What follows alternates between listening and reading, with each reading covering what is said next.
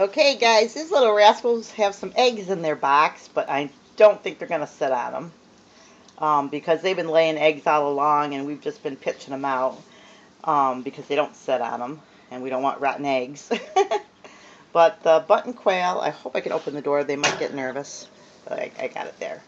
But their wings are clipped, so I feel confident in that. So they look cute. They're a little nervous because I opened the door. But I don't know if they think they're going to get fat or what they're thinking. But they're doing really good. You can see the little guys have caught up with the bigger guys. They're about the size of a parakeet. And these are pets. These are not food. And just so you know, and they're kind of cool looking. There's different ones that look different ways. And we're just going to stop at 7. I wanted to make a bigger colony because I wanted to see if they'd sit on their eggs. But I'm not going to worry about that. Because it is what it is. And I'm just going to be happy with who I have, but they're a little nervous, I think, because I have the door open. But anyway, these are the button quail. It's going to rain today. I got to tell you a really funny story because I laughed and laughed. Clay knows, and now my dad and mom, because, you know, they were born in 1920 and 1930, and remember, their parents were born before then. And so a lot of the older people had some kind of farm relation in some ways. I know my mom said her grandparents had a farm, and my dad, his dad raised pigeons and different types of things like that. And my dad knew a lot about a lot of different things. But anyway, here's the funny story.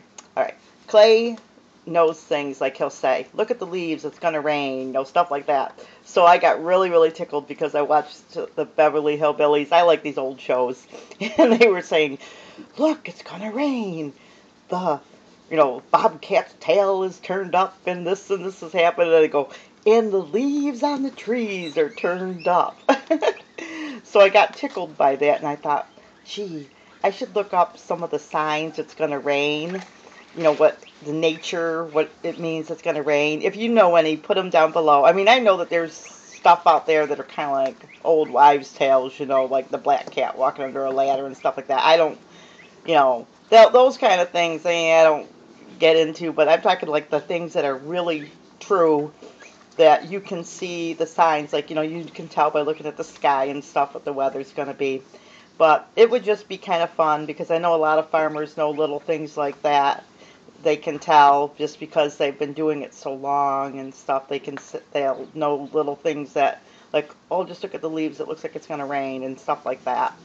But anyway, I just got really, really tickled by that because, like I said, she's going a little crazy, like with her tonic and stuff, or you know how Granny does all those funny little things. But when she was saying the whiskers on the kittens, or you know, all the little crazy things, and then she had a weather beetle, and then the weatherman ended up telling the weather by the weather beetle too. But it was just really, really cute. But I liked when she said, and the leaves are turned up, and I laughed and laughed because Clay's always saying, look at the leaves, Ruthie, they're all turned up, it's going to rain. You know, he would tell me things like that.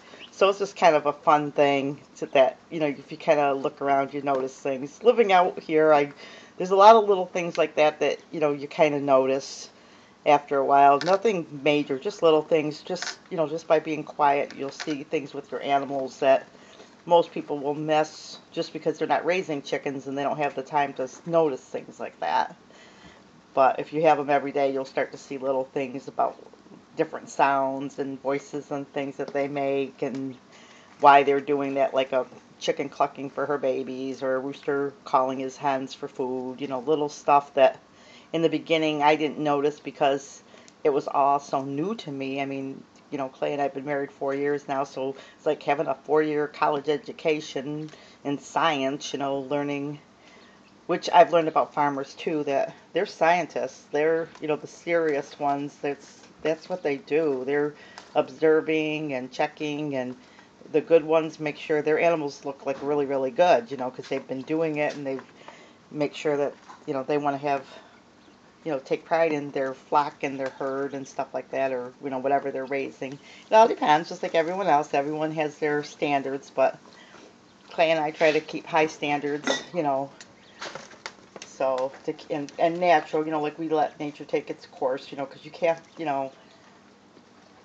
gotta, go with the flow of what that animal, how the animal is. So anyway, these guys are a little bit nervous because I have the door open. Because they don't know, why you gonna feed us something or what's going on? I've been giving them little treats lately of little stuff and I want to read more about what kind of treats they can have too. So they're cute little guys. I love the sound they make, which I probably won't hear a whole lot of that unless I separate them, and then it's real cute. But I don't really want to separate them. They're happy together.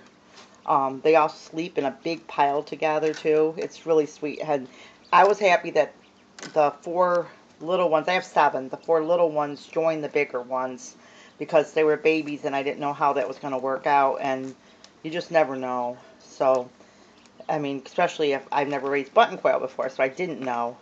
So I hope you enjoyed my little stories and the button quail and seeing their eggs, and hopefully we'll never know if these other guys are young. I might have somebody that might be willing to sit on some eggs. But kind of my little science project, seeing how the button quail are raised. But they're just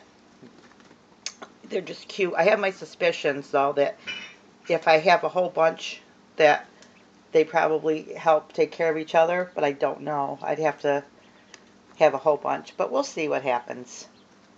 We'll see what happens. And if you've ever had button quail, let me know if your button quail have ever sat themselves or if you always incubated. So, anyway, we will see you in our next video. Please like, subscribe, share this with a friend, and have a blessed day. And oh, yes, below, like I said, if you know anything about like signs of it's going to rain, just write it down. I'd be curious to see. God bless, and we'll see you in the next video.